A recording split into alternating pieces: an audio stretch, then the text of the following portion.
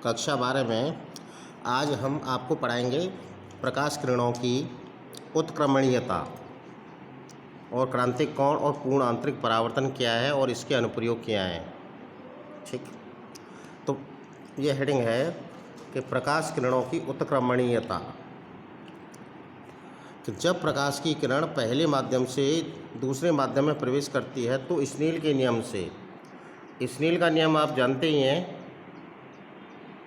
कि जो sine i upon sine r होता है, तो sine i upon sine r बराबर 1n2। 1n2 का मतलब है कि पहले माध्यम के सापेक्ष दूसरे माध्यम का अपवर्तनांक।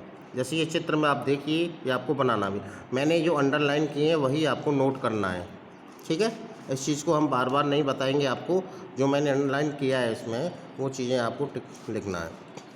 तो ये हमारा माध्यम 1 है, इसको वायु मान लेते हैं, और ये हमारा सघन माध्यम है, माध्यम 2 है, ये कांच है।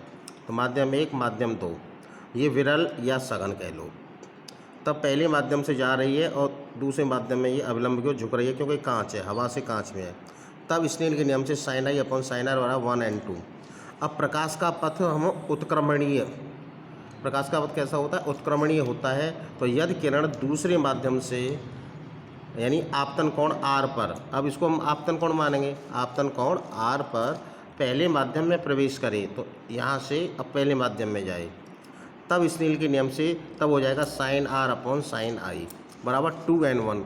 इसका मतलब हो गया दूसरे माध्यम के सापेक्ष पहले माध्यम का अपवर्तनांक। 2n1 को कहते हैं दूसरे माध्यम के सापेक्ष पहले माध्यम का अपवर्तनांक।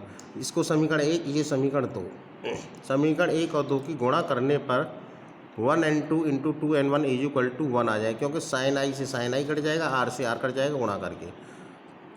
तो 2n1 is equal to 1 upon 1n2 ऐसे लिख सकते हैं। यदि दो माध्यम की जगह पर 3 माध्यम हों, जैसे 1 2 3, तब उसी क्रम में 1n2 यानी कि पहले माध्यम के सापेक्ष दूसरे माध्यम का अपवर्तनांक गुणा दूसरे के सापेक्ष तीसरे के माध्यम का अपवर्तनांक गुणा तीसरे माध्यम के सापेक्ष पहले माध्यम का अपवर्तनांक, ये भी 1 ही आएगा। तो 2n3 is equal to 1 upon ये वाली दोनों संख्या बटे में। अब 1 अपॉन, अब 2 ये वाली संख्या को हम ऊपर ले जाएं, इसको अपवर्तनांक को, जैसे 3n1, तो उत्क्रमणीयता के सिद्धांत से ये हो जाएगा 1n3, अंश में जाएगा तो 1n3 अपॉन 1n2, पहले माध्यम के सापेक्ष तीसरे माध्यम का अपवर्तनांक बटे पहले माध्यम के सापेक्ष दूसरे माध्यम का अपवर्तनांक। तो ये कहलाती है हमारी प्रकाश किरणों की उत्क्रमणीयता। इनकी जगह पर हम पहला माध्यम वायु ले लेते हैं, दूसरा माध्यम हम पानी ले लेते हैं, और तीसरा माध्यम हम ग्लास ले सकते हैं। तो इसको हम ए ले लें, इसको हम पानी ले सकते हैं, इसको हम ग्लास माने कांच ले सकते हैं। तब इसकी जगह पर हो जाएगा ANG गुणा ANW गुणा WNG गुणा GNA बराबर 1। उस तरह से हम निकाल सकते हैं। अब क्रांतिक कोण तथा पूर्ण आंतरिक परावर्तन। अब क्रांतिक कोण क्या है, ये हमारा कांच, ये वायु, 3 कंडीशन है। इसमें जब प्रकाश की किरण किसी आपतन बिंदु पर पड़ती है और जब कांच से जा रही है वायु में, तो ये अविलंब से दूर हट रही है, तो आपतन कोण आई और अपवर्तन कोण आर पहले चित्र में। दूसरा ये है, इस आपतन कोण का मान हम बढ़ाते जाएं, इसका आई का मान और ऐसे करके इधर बढ़ाते जाएं, तो जो अपवर्तन होगा वह इसमें नहीं जाएगा, बिल्कुल 90 अंश पर मुड़ जाएगा, इसमें 90 डिग्री पर मुड़ रहा है अपवर्तन। तो ओ एक आपतित किरण, और इतना बढ़ा दिया इसको कि ये विरल माध्यम में न जाकर ये ओ बी दिशा में चला जाए। तब हम इसकी परिभाषा देंगे, क्रांतिक कोण सी सघन माध्यम में बना वह आपतन कोण है जिसके लिए विरल माध्यम में अपवर्तन कोण 90 अंश होता है। तो ये होगी अपवर्तन की ये क्रांतिक कोण की परिभाषा सेकंड वाले फिगर से है। अब थर्ड वाला चित्र है, ये पूर्ण आंतरिक परावर्तन के लिए, कि यदि हम इसको आपतन कोण का यानी क्रांतिक कोण का मान और बढ़ाते जाएं, कैसे, थोड़ा और बढ़ाते जाएं, कि यदि हम आपतन कोण को और बढ़ाएं, अर्थात आपतन कोण का मान क्रांतिक कोण से थोड़ा सा अधिक कर दें, तो प्रकाश विरल माध्यम में बिल्कुल नहीं जाता है, बल्कि संपूर्ण प्रकाश उसी माध्यम में वापस लौट जाता है। जैसे यहाँ से ये संपूर्ण प्रकाश उसी माध्यम में लौट आता है, इस घटना को पूर्ण आंतरिक परावर्तन कहते हैं। जैसे यहाँ गिरा और यहाँ से यहाँ परावर्तित होगा, इसको कहेंगे पूर्ण आंतरिक परावर्तन। इन दोनों की डेफिनेशंस यहाँ पर दी गई हैं। ये है क्रांतिक कोण की डेफिनेशन यहाँ से लिखनी जो अंडरलाइन की है, और ये आपका पूर्ण आंतरिक परावर्तन यहाँ से है कि यदि आपतन कोण को और बढ़ाएं, अर्थात आपतन कोण का मान क्रांतिक कोण से थोड़ा सा अधिक कर दें, तो प्रकाश विरल माध्यम में बिल्कुल नहीं जाता, बल्कि संपूर्ण प्रकाश परावर्तित होकर सघन माध्यम में लौट आता है। इस घटना को प्रकाश का पूर्ण आंतरिक परावर्तन कहते हैं। अब पूर्ण परावर्तन केवल तभी संभव है जब निम्नलिखित दो शर्तें पूरी हों। नंबर पहली, प्रकाश सघन माध्यम से विरल माध्यम में जा रहा हो, अर्थात कांच से वायु में जा रहा हो। दूसरा, आपतन कोण क्रांतिक कोण से बड़ा हो। ये दो शर्तें हैं, कभी कभी पूछ लेते हैं कि इनकी शर्तें लिखिए, तो आपको ये नोट लिखनी है। अब आपका आता है अपवर्तनांक तथा क्रांतिक कोण में संबंध। यदि विरल माध्यम को 1 से और सघन माध्यम को 2 से प्रदर्शित करें, तो स्नेल के नियम से सघन माध्यम के सापेक्ष विरल माध्यम का अपवर्तनांक 2n1 = sin I/sin r। जब आपतन कोण I क्रांतिक कोण आपतन कोण किसके बराबर हो जाए, क्रांतिक कोण C, तब अपवर्तन कोण R बराबर 90 अंश होता है। ठीक है ना। तो 2n1 बराबर साइन I की जगह पर sin C और R का मान 90 अंश लगा देंगे। साइन 90 का मान 1 होता है, इसलिए ये sin C हो गया।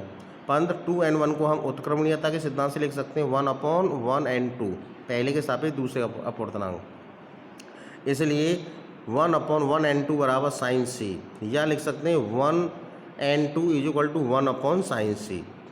तो ये हमारा अपवर्तनांक और क्रांतिक कोण में ये संबंध होता है, n बराबर 1/sin C या 1n2 बराबर। एग्जाम्पल के तौर पर हम लिख सकते हैं कि यदि प्रकाश कांच से वायु में जा रहा हो, तो वायु के सापेक्ष कांच का अपवर्तनांक ANG बराबर होता है 1/sin C।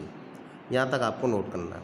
ये इस प्रकार हम इस व्याख्या से पहुँचे कि क्रांतिक कोण का मान लाल रंग के लिए अधिकतम तथा बैंगनी रंग के लिए न्यूनतम होता है। अब क्रांतिक कोण का महत्व क्या है और पूर्ण आंतरिक परावर्तन के अनुप्रयोग हैं, आप सिर्फ इनको पढ़ लेंगे, आपने कक्षा 10 में भी पढ़ा होगा। ठीक है। तो जल में परखनली का चमकीला दिखना, ये भी पूर्ण आंतरिक परावर्तन का ही कारण है। जल में परखनली डाल दें, ये जल है, एक बीकर है, और इस बीकर में कोई परखनली टेस्ट ट्यूब रखी हुई है, तो हम ऊपर से देखेंगे तो ये हमें चमकीली दिखाई देती है। और क्यों देती है, इसका कारण भी आप पढ़ चुके हैं और आपको इसको पढ़ सकते हैं। इनका केवल हेडिंग आप लिख लेना बस, ठीक है ना, पॉइंट लिख लेना। कांच में पड़ी दरारों का चमकना, कांच अगर चटक जाता है तो वो चमकीला अलग से दिखाई देता है कि कांच चटक गया है। हीरे की चमक, हीरा इसीलिए चमकता है, हीरे की जो चमक है तो वो भी इसी वजह से चमकता है कि बार बार उसमें पूर्ण परावर्तन होता रहता है, का उस तरह से शेप होती है, क्योंकि क्रांतिक कोण उसके लिए बहुत कम होता है, यानी 24 अंश का होता है, इसलिए उसका प्रकाश बाहर बिल्कुल नहीं जाता, उसी के अंदर उसमें होता रहता है, उसमें परावर्तन होता रहता है, पूर्ण आंतरिक परावर्तन, इसलिए वो हमें चमकता रहता है। तो इसका कारण भी इसमें दिया गया है। आपने ये रेगिस्तान में मरीचिका भी देखी होगी और पढ़ा भी है, कक्षा उसमें 10th में पढ़ा है। तो रेगिस्तान में मरीचिका, तो कभी कभी ये आप नोट कर लेंगे कि कभी कभी रेगिस्तान में यात्रियों को दूर से पेड़ के साथ साथ उसका उल्टा प्रतिबिंब भी दिखाई देने लगता है। अतः इन्हें ऐसा भ्रम हो जाता है कि वहाँ कोई जल का तालाब है जिससे पेड़ का उल्टा प्रतिबिंब दिखाई दे रहा है, परंतु वास्तव में वहाँ कोई तालाब नहीं होता है।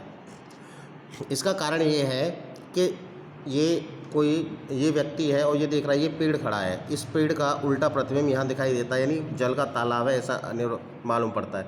इसका कारण ये है कि जब सूर्य की गर्मी से रेगिस्तान का रेत जब गर्म हो जाता है तो उसे छूकर पृथ्वी के पास की वायु अधिक गर्म होकर ऊपर उठ जाती है, इससे कुछ ऊपर तक वायु की परतों का ताप लगातार घटता जाता है और वायु की नीचे वाली परतें अपेक्षाकृत विरल होती हैं। विरल माने दूर दूर होती हैं, नीचे वाली परतें दूर दूर होती हैं, ऊपर वाली परतें पास पास हो जाती हैं। जब पेड़ से प्रकाश किरणें पृथ्वी की ओर आती हैं तो उन्हें अधिक से अधिक विरल परतों से होकर गुजरना पड़ता है, अधिकांश विरल परतों से गुजरना पड़ता है, जैसे इस चित्र में दिखाया गया है। इसलिए प्रत्येक परत पर परावर्तित किरण अविलंब से दूर हटती जाती है।